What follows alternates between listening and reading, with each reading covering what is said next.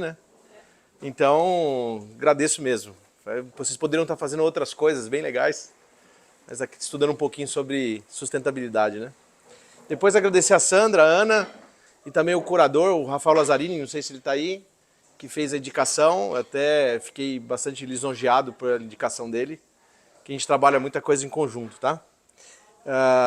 Bom, o Antônio deu um show aqui de sustentabilidade, então, sobre energia, enfim, eu vou tentar complementar a palestra dele. Foi um âncora para nós aqui, né? Em algum determinado momento eu também vou comentar de uma estratégia de economia, tá? Deixa eu entrar um pouquinho aqui. Rapidamente, a gente vai só apresentar em segundos aqui quem somos, né? Quem é Equaliza. Dar um pouquinho de definição para vocês do que é automação.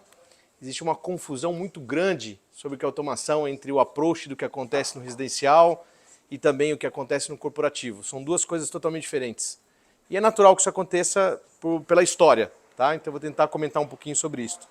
E depois dizer para vocês como que a gente de fato consegue racionalizar a energia com a aplicação do controle da iluminação, tá? Veja que eu não usei a palavra automação da iluminação, usei controle da iluminação e eu vou dizer por quê. São duas coisas que é mais uma questão de formação mesmo, tá? Bom, tentando aqui, quem que é Equaliza, né? Bom, a gente é uma empresa muito pequena, tá? Uma empresa jovem, composta por muita gente jovem e tem 15 anos no mercado, surgiu comigo, criando a empresa para fazer projeto de infraestrutura para automação de prédios, de edifícios. Então, projetar no AutoCAD tubulações, a fiação, seus espaços nos shafts, as salas de BMS, né, que é a famosa sala de Build Managed System, que é onde a gente leva as informações dos dados coletados dos sistemas do prédio para trabalhar isto. Tá? Então, essa surgiu dessa maneira. Em 2015, depois de passar 10 anos aí em 3 multinacionais americanas, como Crestron, Lutron, vocês devem conhecer pelo nome, também na Legrand, resolvi mudar um pouco da cara da Equaliza e passar a ser um integrador, um instalador. Então a empresa passou a deixar de só ofertar projeto, mas ofertar o começo, meio e fim, né, que é entregar ao usuário a melhor experiência possível e organizar todas as informações que a gente teve. Parte do que a Equaliza é muito de sucesso que eu também tive com outras empresas, trabalhando em outras empresas. Então o que credencia falar para vocês aqui é muito de sucesso, é aprender com os erros. E também entender um pouquinho qual o papel de cada player do mercado, tá? Então, com isso a gente começou a querer ser visto dentro de um segmento com foco. Então, quando a gente vem no mercado, a gente vê empresas que falam, eu trabalho com tecnologia, vendo automação. Mas o que é isso, né? O que você está vendendo, né? Qual o teu objetivo de fato? Então, eu passei a querer ser visto como alguém, a Equaliza, sendo uma empresa que tem um foco no controle da iluminação, na aplicação adequada da iluminação. E que está muito dentro daquilo que o arquiteto executa como proposta, tá? Então, a partir do sistema de iluminação, a partir da iluminação aplicada e do controle dela, integrado a outras disciplinas, com o único objetivo de buscar economia, né, e também o conforto. Isso tem que estar muito equilibrado. Hoje a gente fala de sustentabilidade, são os 3 pés, né? O tripé, na verdade, né? Os 3 estacas, que é a economia, o conforto e o meio ambiente. Ou, se alguém quiser falar um pouquinho mais, estudar um pouquinho mais, é a sigla ISG, né? Que está sempre bem famoso, né? As empresas agora estão adotando, é o ISG Adoption, até porque busca outros benefícios, inclusive da valorização da sua ação na bolsa, tá? Então você tem, as contas globais trouxeram isso com bastante engajamento para nós. Então, de fato, o que nós vendemos, né? Será que a gente vende sensor, que acende e apaga a luz? A gente vende um tablet que vai fazer o controle de todas as disciplinas, da cortina, da iluminação, da televisão, do som ambiente, do home theater que está aqui, como vocês podem ver aqui em cima. A indústria da automação no país, ela foi impulsionada muito pelas empresas do mercado residencial. Então foi se dividindo os approaches, né? Automação do prédio com desempenho energético e automação residencial com foco no bem-estar, no conforto. Né? Então Por que a gente não usa a palavra automação da iluminação quando vai fazer um speech, quando vai discursar para alguém que quer comprar o controle de iluminação? Porque muitas vezes você tem alguém que tem uma experiência muito negativa com a automação. Entregar um tablet na mão do usuário e dizer que a casa dele está automatizada, nada disso. Ele apenas tem um facilitador na mão. E vou dizer mais, o seu celular que você usa para acender, apagar a luz, para ligar o som, você vai usar ele muito pouco. Nos 3 primeiros meses você vai usar bastante. Depois ele vai cair no vão do sofá, vai cair debaixo do sofá, você esqueceu no carro e você não tem nem mais como acender a luz utilizando aquele objeto. Então a gente ainda consegue manter 2 descrições bem claras do que é automação. Então eu troco e vou convidar vocês a não ouvir pelo título, né, automação para sistema de iluminação, mas sim controle de iluminação, o acionamento da iluminação.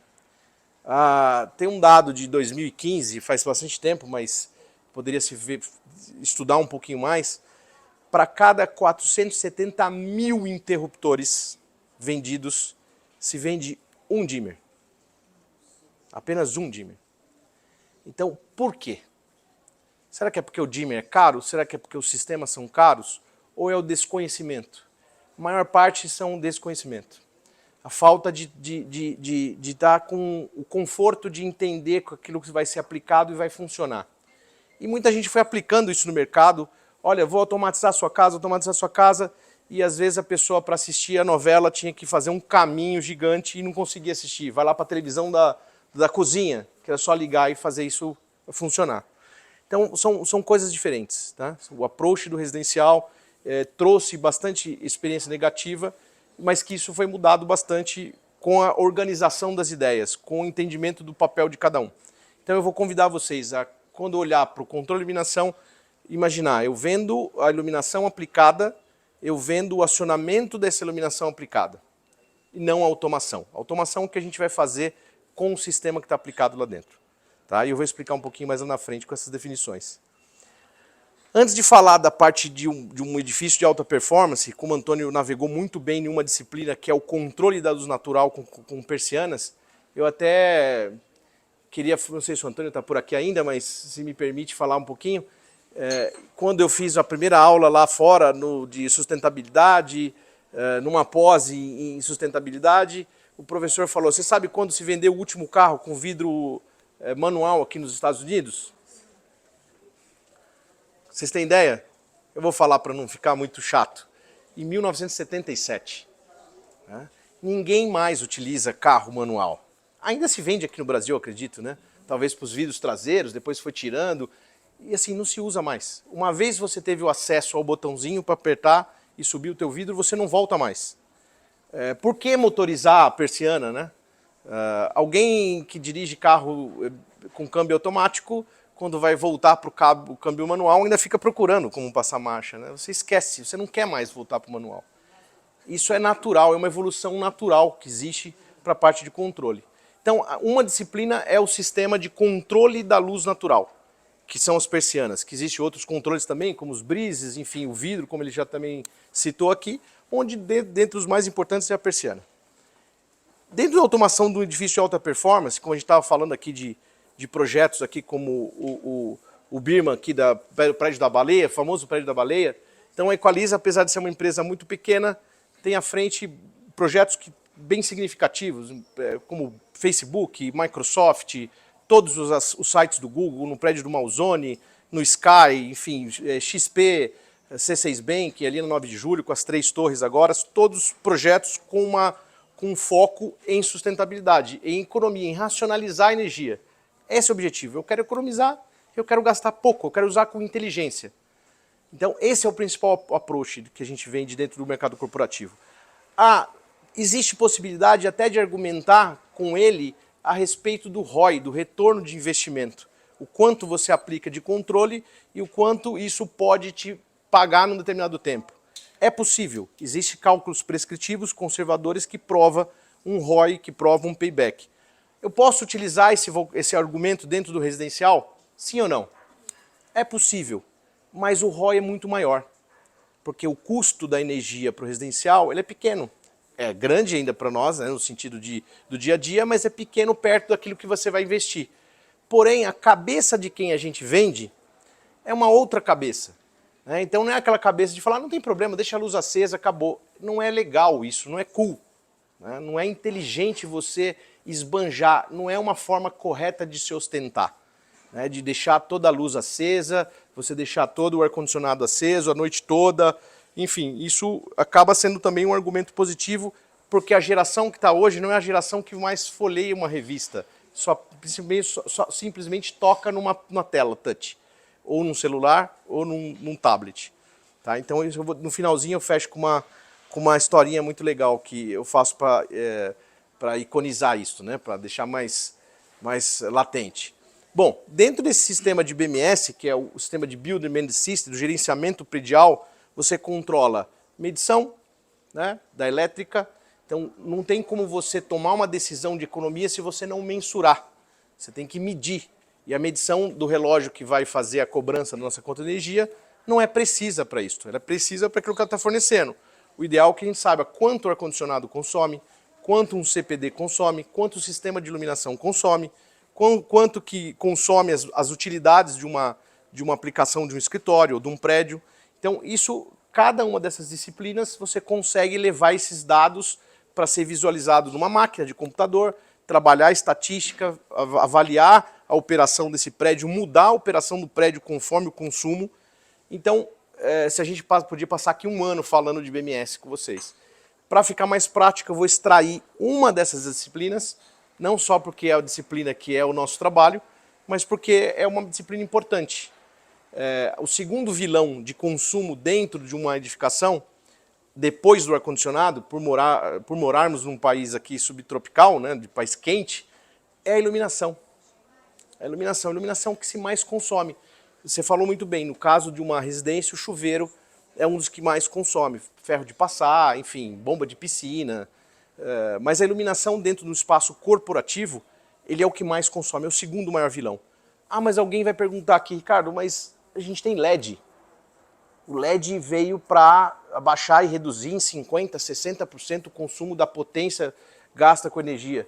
Olha, isto é uma história meio que, desculpa o vocabulário, para boi dormir, né? Porque, de fato, você reduz, mas você tem outros elementos dentro da luminária, como o driver, que também pode ser um elemento de consumo. E mesmo assim, não adianta você aplicar uma iluminação mais eficiente e continuar usando ela errada.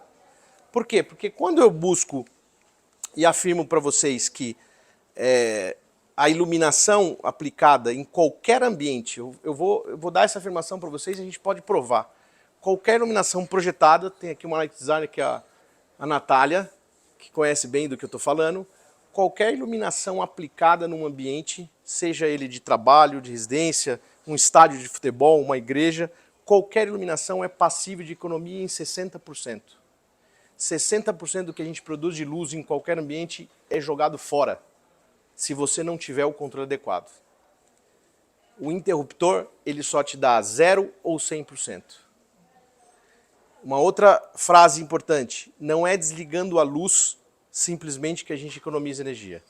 Porque eu posso estar economizando energia, mas eu estou trazendo desconforto. O desconforto visual é muito grave para quem trabalha dentro do ambiente de trabalho. Assim como o desconforto térmico também, causado por um ar-condicionado mal aplicado. Tá?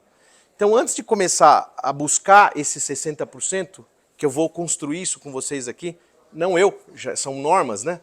São regras estabelecidas, são normas que se seguem, que são requeridas nas certificações Green, como LEED, Aqua, Procel, não importa qual.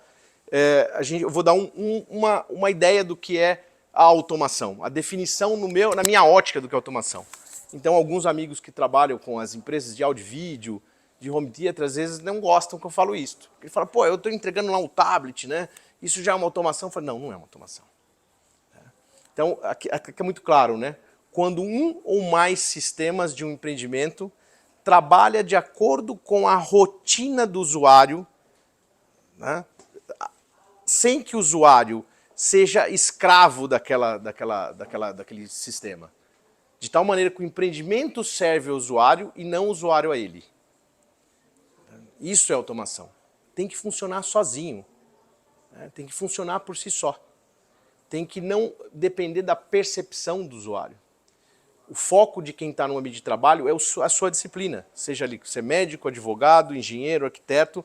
O pessoal de Facilities quer cada vez mais que você esteja concentrado na sua disciplina. Ninguém consegue lembrar para poder subir uma persiana, acender uma luz, preparar um áudio vídeo, uma sala de reunião. Tempo perdido. O Antônio falou muito bem disso aqui. Então, essa é uma definição que eu coloquei muito clara, exatamente que é o que a gente pensa. Então, em cima disso, se o sistema vai trabalhar para mim, o que eu vendo de fato? Tá? Antes de começar a dizer o que eu vendo, você pode falar, eu vendo um produto da marca Lutron, uma empresa americana, famosa, 60 anos fazendo isso aqui, eu vendo sensor, eu vendo dimerização, o que eu vendo, né?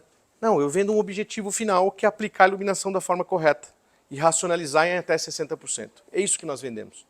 É isso que a arquitetura vende. Então eu tirei essa definição aqui de Wikipedia, simples, para não deixar nenhum light designer aqui triste ou chateado, que pode ter uma definição muito mais clara, mas a nossa função como iluminador não é clarear ambiente. Eu tenho que colocar uma luminária aqui para clarear o ambiente. Isso até é um vocabulário assim, que machuca, né? Nós não clareamos o ambiente, nós projetamos luz e sombras. É aplicar a iluminação dentro dos seus espaços, a iluminação artificial dentro dos seus espaços, considerando também as sombras. A iluminação é a quarta dimensão da arquitetura. O que seria de um paisagismo, belo paisagismo, durante o dia ótimo, à noite sem iluminação adequada? Que tipo de iluminação que eu aplico nessa vegetação? O que seria de uma fachada de um edifício com uma arquitetura fantástica sem iluminação? O que seria dele? O que seria desse ambiente se a iluminação não fosse difusa, com a temperatura de cor adequada, com o índice de reprodução adequado, com a intensidade de luz adequada? Então não dá para na arquitetura você projetar algo sem pensar na iluminação. Por isso que é uma disciplina que forma profissionais focados em arquitetura voltado para aplicar a iluminação artificial adequadamente. E eu estendo um pouquinho mais, é a aplicação da iluminação artificial e a aplicação da iluminação natural dentro dos seus espaços. Porque a iluminação natural também é importante para o bem-estar de cada um. E eu vou até falar um pouquinho, quando falar de dimerização, falando brevemente do que é o Tunnable White, ou do que o Tunnable White causa no ciclo circadiano que nós temos. Então, tem um pouquinho de confusão ainda na forma desse approach. Então, tem projetos importantes, como o Google, por exemplo, 16º andar no edifício Malzone. A gente tem projeto, parte do Facebook também é assim, onde a gente consegue fazer a troca da temperatura de cor ao longo do dia e por que isso é importante para o bem-estar de cada um. Eu vou falar quando falar da primeira estratégia de economia. Então, por que eu coloquei aqui a definição do que é um projeto luminotécnico? Porque quando eu sou um simples engenheiro. O engenheiro, ele pensa com 1 e 0 na cabeça. Ele é um aplicador. Ele não é um criador. Com todo respeito aos engenheiros, eu estou falando mal daqui de mim só, tá? Nós somos aplicadores. Aplica um sistema e trabalha muito em cima do que o arquiteto cria. Nós nunca somos mandatórios de um projeto luminotécnico. E isso é a confusão de muitos colegas que eu tenho no trabalho. Ah, não, eu vendi um sistema de automação, agora a arquiteta tem que seguir o que eu fiz aqui. Negativo. Negativo. Nós somos complementares. Nós temos que entender muito bem o que é o projeto luminotécnico dela, o que é o projeto de arquitetura, para quem ela está vendendo. Então, ninguém melhor do que o arquiteto quando faz um briefing com o cliente para entender a personalidade do cliente. Por que eu estou colocando esse tipo de sofá? Por que eu estou colocando esse tipo de piso? Então, não tem por que eu lá com uma caixa acústica, com uma TV, com um sistema, um quadro de iluminação, de automação, dizer que aquilo ali é mandatório. Então, primeiro a gente vende com a ótica do iluminador. Eu tenho que entender qual é a cabeça do iluminador, qual é o vocabulário do iluminador, para poder aplicar o controle da forma correta. Porque a gente é apenas um acionamento da iluminação. Então, isso que é a postura que a gente tem dentro do mercado. Bom, as possibilidades, como já falei anteriormente, a eficiência, a escalabilidade nos sistemas aplicados, no retorno de investimento, né, nas interfaces do gerenciamento. Por que a gente monta uma sala? Eu também consigo afirmar para vocês, com bastante respeito às empresas que aplicam os sistemas de automação predial, quando você entrega um sistema treina um usuário. Aí eu poderia dar uma outra palestra aqui de como se opera isso e quais são os problemas que acontecem. Entrega para o usuário, treina ele e entrega um monte de dados para eles, né? Olha, tem esses dados aqui de consumo, o quanto que o prédio opera, se você pode trabalhar isso numa economia com uma ação combinada de ar-condicionado. Se ninguém fazer nada, não é um banco de dados, é um bando de dados que não serve para nada.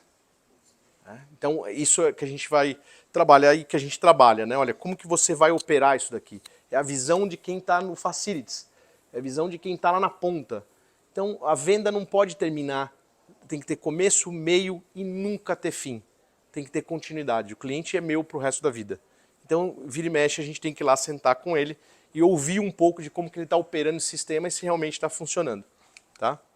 Bom, então para provar um pouquinho para vocês, como que a gente consegue racionalizar a energia gasta com iluminação em até 60%? Tá? Eu estou chutando isso porque eu sou um vendedor e quero produzir números lá na empresa. Não, eu tenho que me embasar por estudos.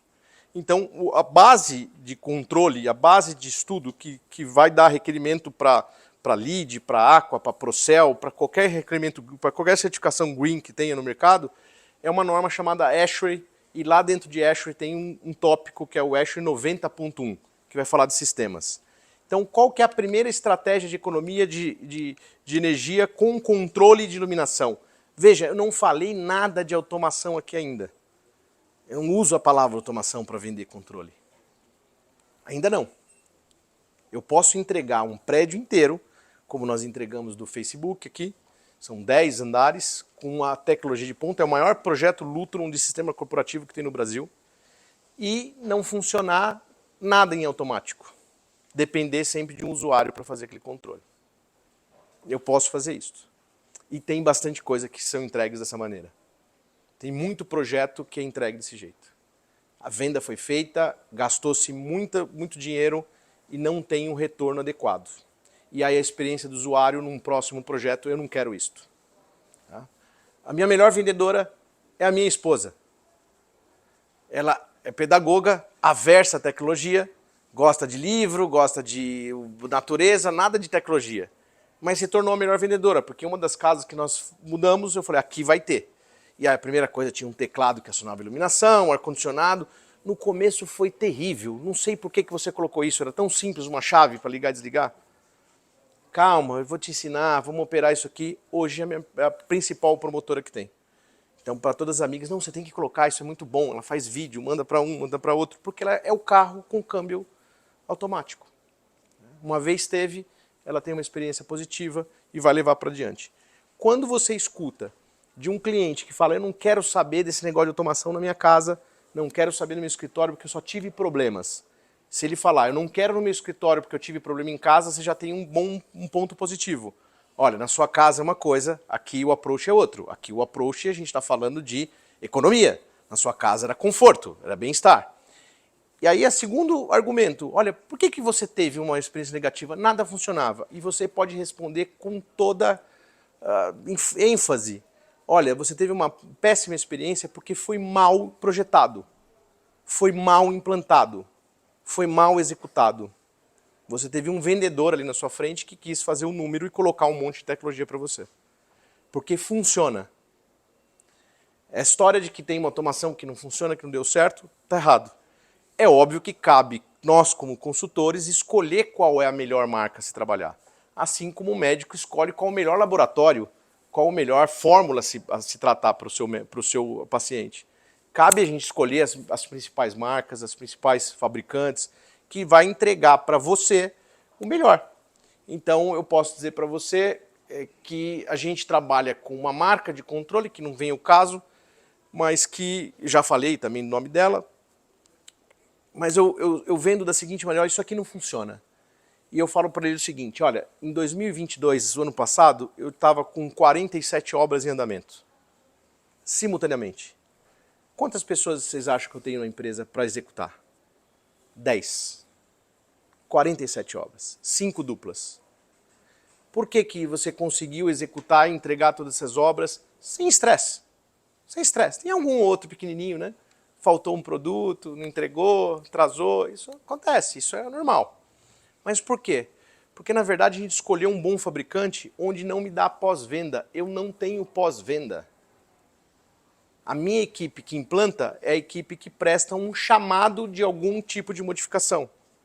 Eu tenho uma caixa desse tamanho no escritório escrito defeito. E que não veio da fábrica com defeito. Foi o técnico que errou, que escapou uma chave de fenda, deixou cair água. É muito pouco. Agora você tem outras marcas que pode te dar muito pós-venda. Então cabe eu saber que tipo de empresa como integrador eu quero ter, com 100 pessoas ou com 10 pessoas. Então basta você tentar buscar qual que é os melhores parceiros para isso. Enfim, falando da estratégia, qual que é a primeira estratégia que se fala de economia de energia lá em ASHRAE 90.1? Que de novo é a base para todas as certificações Green, seja ela de qual for. LEED, Aqua, Procel, não importa. Dimerização. Então todo mundo quando vai pensar na dimerização, eu vou atenuar a energia, puxa, eu não vou trabalhar com isso porque a lâmpada vai ficar flicando, vai ficar piscando, a luz nunca tem aquela rampa adequada, não é aquela dimerização da lâmpada incandescente que era tão natural, né, que fazia inclusive a mudança da temperatura de cor dela. Quando você dimerizava, quando trocou para LED ficou tudo horrível. A gente não consegue aquela dimerização a 1%, criar uma ambientação, um cenário adequado. Então, assim, a dimerização, ela te dá uma economia de 10 a 15, e eu afirmo para vocês que é muito mais do que 15, porque se dá da seguinte maneira. Quando eu tenho uma luz que está ligada, está desligada, 0% de energia consumida. Quando eu ligo ela com uma chave, 100% de energia consumida. Qualquer pessoa, qualquer ser humano não consegue enxergar mais do que 90% de intensidade de luz aqui numa lâmpada como essa. Se a minha visão não consegue captar de 90 a 100, por que eu tenho 100% de luz ali ainda? 100% de luz é 100% a mais em watts consumidos, ou melhor, 10% a mais em watts consumidos. Então, se eu reduzir isto a 90%, ninguém vai perceber essa redução. Ela é imperceptível, só vai ser perceptível de 90 para baixo. Ou seja, eu estou ostentando 10% que eu não preciso. Então a chave que te dá 0 ou 100, ela já te joga fora 10% a mais. Por isso que o mínimo aqui é 10%. Bom, Ricardo, mas como conseguir mais? Eu consigo mais quando eu atrelo essas luminárias dimerizáveis num open space à captação da luz natural. Então eu consigo, veja bem, o Antônio falou de controle de luz natural. Eu falo da captação da luz natural e o controle da luz artificial em função do que incide de luz natural. Eu capto aqui 200 lux de luz natural e simultaneamente eu reduzo os 200 lux de luz artificial aplicado na área de trabalho. De tal maneira que cada metro quadrado, por isso que a gente fala em lux, que são lumens por metro quadrado, cada metro quadrado vai ter a mesma intensidade de luz, conforto visual. Se eu falo assim, mas não é mais fácil eu estar trabalhando aqui nessa baia e desligar aquela luz como está ali? Cada vez que eu levanto a minha vista de um ambiente escuro para um ambiente claro, a pupila diminui. Se está menorzinho, no ambiente claro vai para o escuro, a pupila aumenta. Cansaço, desconforto. Se alguém tiver dúvida, pega uma lanterna e joga no olho do gato. Quando era criança fazia muito isso, né? Você vai ver mudando a pupila do olho dele automaticamente. Isso causa cansaço físico, desconforto, incapacidade de concentração e dentre outros vários problemas, inclusive desregular o ciclo circadiano. A dimerização te apoia não só na economia, mas também nessa questão do equilíbrio do corpo. Quando a gente fala de ciclo circadiano, a gente fala do ciclo que nos ajuda a acordar, nos ajuda a dormir, com a produção de hormônio, melatonina, serotonina, dentre outros que carregam, que transportam esses hormônios para que você possa estar feliz ou até mesmo sentir o sono no final do dia. Então se fala muito hoje, e está se aplicando muito nos espaços corporativos, em residência também, né, em residência principalmente, que é o Tunable White, que é você variar a temperatura de cor ali de 2700, 2300 até 2700, aquele branco quente, aquele âmbar, para até ao longo do dia ficar num branco, até meio-dia num branco frio, né, que a gente vai subir para 4.000, 4.500, até às vezes um pouquinho mais, que é quanto mais próximo do branco quente, do branco frio, desculpe, que é o azul, né, fica mais azulada a lâmpada, né? Eu vou dar um exemplo, quando a gente olha lá para o pico do morro, de uma montanha com neve, a pontinha dele é azul. Então, quanto mais a temperatura de cor vai aumentando, mais branco ela fica, mais voltada para o azul. Então, isso você faz, porque para iconizar isso é a mesma coisa que você está na praia, né? Quando você vai para a praia ver o nascer do sol. Qual a sensação que a gente tem quando a gente senta na praia e vê o nascer do sol, né? Tranquilidade, paz, né? Olha que lindo, né? Cor vermelhada, aquele âmbar bonito. E você vai ao longo da praia ficando ali quietinho. Tranquilo, você começa o dia bom. Por que você está tranquilo? Por que você está mais produzindo mais vontade de se levantar dali e fazer algo com atividade? Porque os seus hormônios estão sendo regulados. Ao longo do dia, você não tem essa temperatura branco-quente o dia inteiro. Você precisa produzir. Então, quando dá meio-dia, você tem um branco frio. Você tem ali a iluminação mais clara. Eu quero um óculos escuro, quero ir embora daqui, quero fazer alguma coisa. Regulou. E depois, ao longo desse dia, das 12 até umas 16 horas, se mantém estável. E depois você vai reduzindo de novo a tal ponto. Lá nas 18 horas, você já está com o branco quente novamente, que é o pôr do sol. Então, o iluminador, ele nada mais, nada menos do que reproduzir o que tem no meio ambiente para dentro dos seus espaços. E isso hoje está sendo muito aplicado. Como eu consigo isso? Com a dimerização. Não tem outra alternativa de você regular essa intensidade a cada 1%, diminuindo o branco quente para um branco frio, sem que você dimerize. Então, além de uma estratégia de economia de energia, é uma estratégia que busca o conforto direto, o conforto do usuário final. A ótima experiência de estar dentro de casa, dentro do seu espaço. Eu falei dentro de casa porque tem tudo a ver com o que eu vou falar agora. Com a pandemia, onde o pessoal foi trabalhar? Em casa. Então, a grande oportunidade de negócio está na ressignificação da arquitetura dos espaços corporativos. Eu tenho que agora produzir dentro dos espaços corporativos a mesma sensação que você tem em casa. Ou melhor, mais intensa e melhor do que você tem em casa. Então, quando o Antônio falava, me lembrou de um engenheiro que chama Glenn Hughes, que é o engenheiro de tecnologia do novo prédio do New York Times, que é uma arquitetura do Renzo Piano. Ele trabalhou muito em conjunto com o Renzo Piano, e o Renzo Piano falou, quero o melhor prédio de tecnologia que tem. Então, em Nova York, se você pegar, além do Empire State, que é um prédio difícil de aplicar a tua tecnologia, porque é antigo, o New York Times é um prédio de altíssimo nível. Um prédio de quase $1 bilhão que se pagou em 20 anos. Então, um payback sensacional. Então, o Renzo Piano ele começou a trabalhar o seguinte, olha, vamos colocar o chefe que trabalha nas suas mesas grandes, né, com a visibilidade lá de Nova York, vamos colocar esse cara que quase não vem aqui para o meio da arquitetura, para aqui do core aqui do prédio. Vamos colocar as salas onde frequenta pouco e vamos colocar quem produz lá nas pontas. Para poder ter a visibilidade de fora. Mas, quando o Glenn Hughes pensou na edificação sustentável, ele saiu de casa dele, né, ele ainda morava em Orlando, ele saiu dentro de um carro, e o que acontece quando você entra num carro que está com sol? Muito quente. Quando você entra ali dentro, você tem que ligar o ar-condicionado, consome mais condicionado, mais combustível, mais mal-estar, enquanto ainda não gela.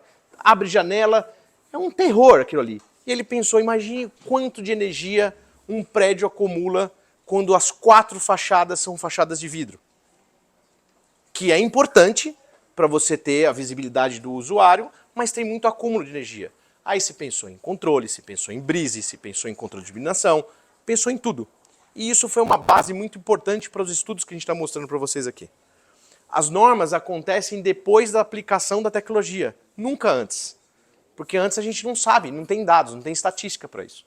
Por isso que a gente afirma com total precisão o quanto que a dimerização pode trazer. Essa é a primeira estratégia.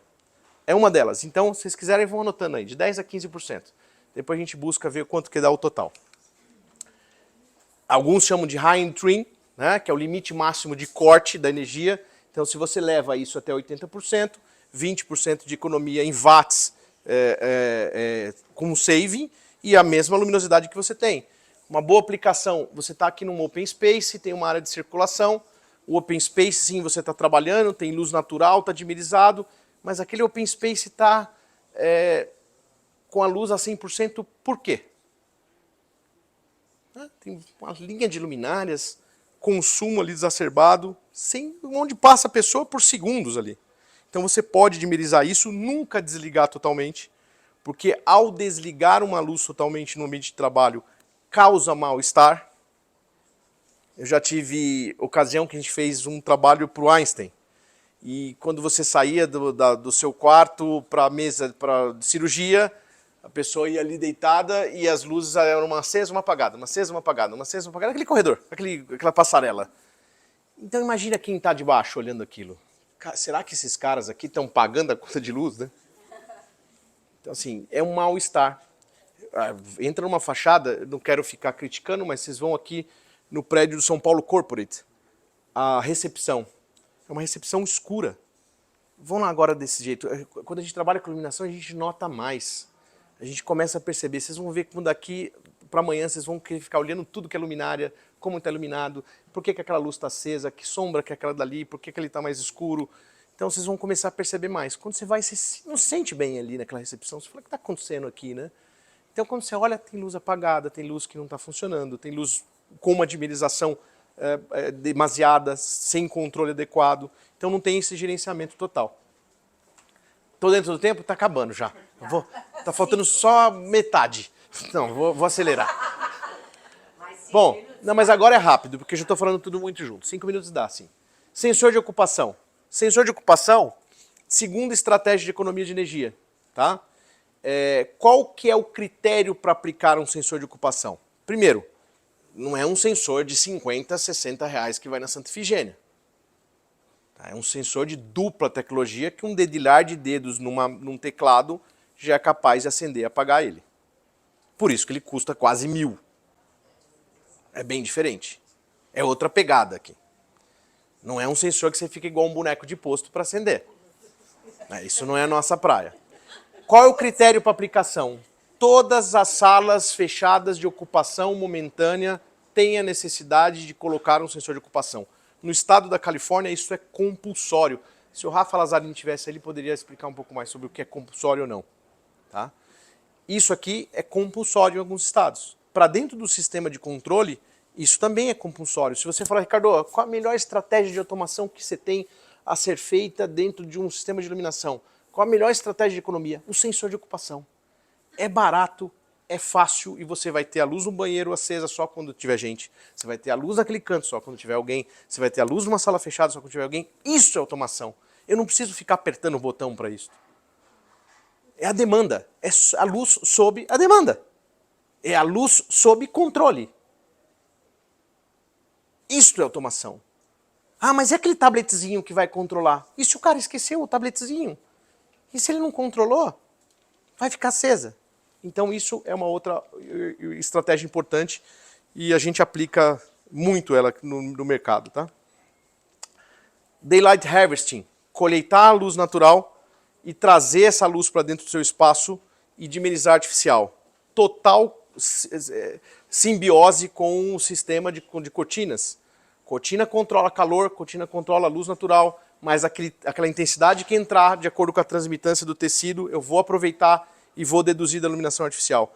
Então a gente trabalha com todas as áreas de open space, todas as áreas onde tem uma sala voltada para uma fachada, a aplicação de um sensor que capta essa luz natural e automaticamente dimeriza artificial. Mais economia que você provoca. Só que isso sempre é automático.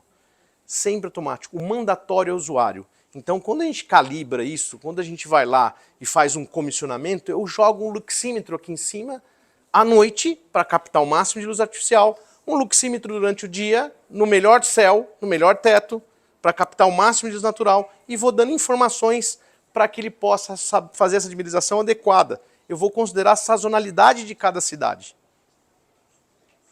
Então eu não calibro isso uma vez e vou embora. Eu ligo para o meu cliente e falo, acho que eu tenho que dar uma outra calibrada. Veja, a gente compra carro e faz a manutenção preventiva. Ninguém compra um carro e abandona. Eu não posso gastar alguns centenas de reais aqui, ou milhões de reais dentro do sistema de automação e abandonar. Não faz o mínimo sentido. Quarta estratégia, o controle pessoal. Então, o mandatório sempre é o usuário. Lembre-se, o empreendimento serve ao usuário e nunca o contrário. Então, eu ter acesso a controles fáceis, onde eu consigo trabalhar da minha mesa, de um ambiente que eu vou acessar, isso traz também economia, porque cada usuário que está aqui, cada pessoa que está aqui, tem níveis de necessidades diferentes de luz. Quanto mais velho, mais luz, quanto mais novo, menos luz. A luz do computador, dependendo do tamanho do teu monitor, também é um contribuinte, então eu preciso dimerizar às vezes só aquela área. Trabalho lá no marketing, trabalho com detalhes de imagem, menos luz. Então você vai na universidade, tem umas salas que a gente fez aqui no passado do BPID, que são as salas da Apple nas universidades Mackenzie, USP, etc. O nível de luz é 1%. E o usuário está super confortável. Se você aumentar, ele não quer. Não rende. Então, mas aí depende. Você vai falar, peraí, tem um cara um pouquinho mais velho ali a luz dele tem que trabalhar, então controle pessoal. Também traz estratégia. Acabando já, só faltam duas, tá? São 7, só faltam duas. Agendamento horário. Essa, por muitos anos, nos prédios, foi a única estratégia de economia que se tinha na automação predial. Eu acendo num horário e apago no outro. O quanto isso é importante? Eu vou dizer para vocês o seguinte, quanto isso é importante. Nós somos animais como todos os outros. Quer dizer, um pouquinho diferente, né? A gente tem alma, né? Não vou entrar nessa filosofia. Mas nós acordamos com a luz, nós comemos em função da luz, assim como a galinha canta com a luz. Eu posso fazer o galo cantar às 3 da manhã se eu quiser. É só jogar a luz por cima dele. Ele vai cantar. Nós não somos diferentes deles. Eu já trabalhei com automação de iluminação para aviário, já trabalhei em automação de iluminação para suínos. É exatamente a mesma coisa.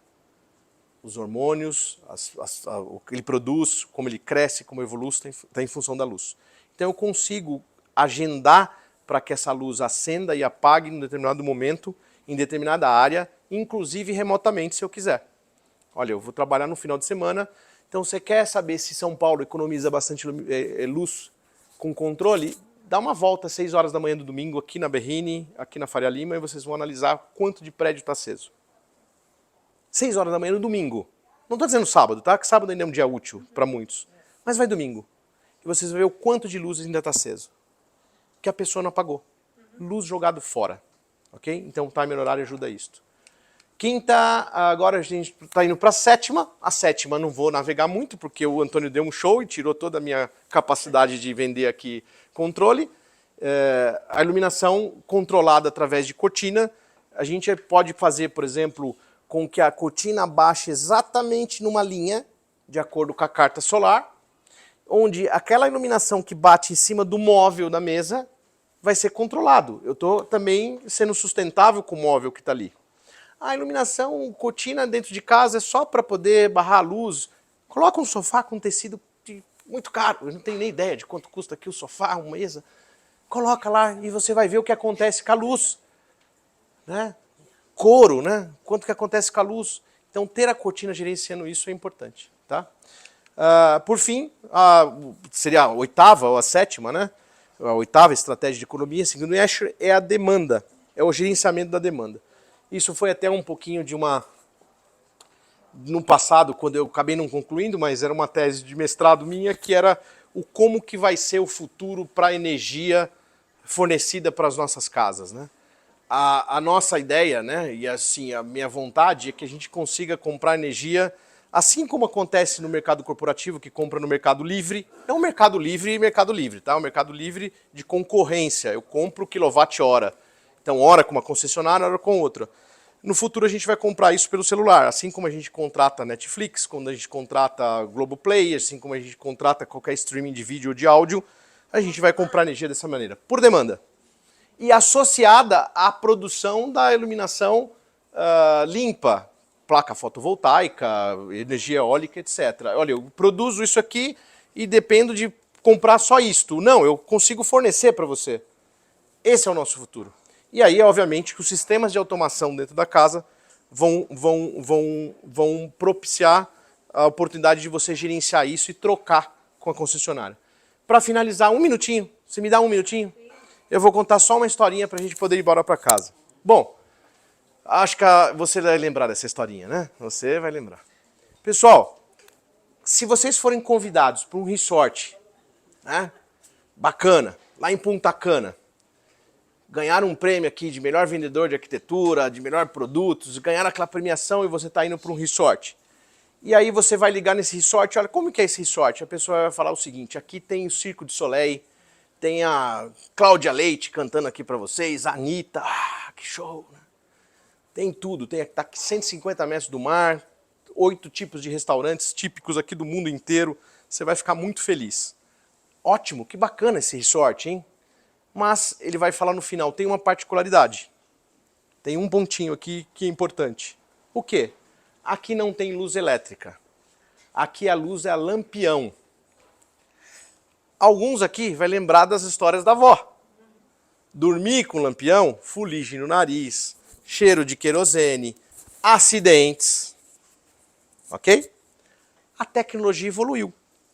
Né? Então você vai falar, peraí, querosene não dá. Porque o cara ainda vai falar, você traz o seu querosene, tá? Você traz o seu querosene, você vai ter que levar uma latinha de querosene para colocar. Você vai falar, nesse resort eu vou escolher um outro, né? Aí você liga no outro, ele vai falar o seguinte, o que você tem aí? Aqui tem o show da Cláudia Leite, da Anitta, 150 metros do mar, 8 restaurantes, tem tudo que você precisar para você vir com a sua família. Qual a pergunta que você vai fazer? Tem energia. Como que acende aí, né? A energia. Aí ele vai falar, não, aqui é um interruptor na parede. Você bateu o dedinho, acendeu. Há 140 anos a gente já faz isso lá desde Thomas Edison. Uau! A nossa geração vai escolher qual resort para ficar. Agora pense o seguinte, nós produzimos arquitetura hoje para quem? Para o meu filhinho de 2 anos, para minha filha com 12, que já tem 12 anos e que não sabe o que é folhear uma revista, só mexe com o telefone, que já tem assistente de voz como Alexa, que manda subir, descer uma cortina, apagar e dimerizar, etc., chamar um canal de televisão. Para quem a gente produz arquitetura? Por quanto tempo a gente produz arquitetura? Quanto mais durar essa tecnologia, quanto mais suscetível a você implementar a tecnologia a atender a cada geração, isto é um ótimo projeto. Isto é um projeto infinito. Esse é o nosso papel. Tem mais 4 ou 5 slides que só resumem isso aqui, mas aqui não precisa. Que é só um estudo gráfico, que é mais técnico, que não termina mesmo. Assim eu termino. Agradeço a cada um de vocês. Talvez tenha passado alguma ideia aqui para longe, mas se vocês quiserem perguntar, eu vou estar aqui também mais um pouquinho. Tem o meu contato no final. Esse gráfico aqui é muito simples, tá? É um gráfico bem técnico, não é muito importante. Mas se vocês quiserem anotar aí e entrar em contato com a gente, pode bater um longo papo. E obrigado, Sandra, mais uma vez. Me perdoa. Olha, Imagina. quando a Agradeço. gente criou essa história,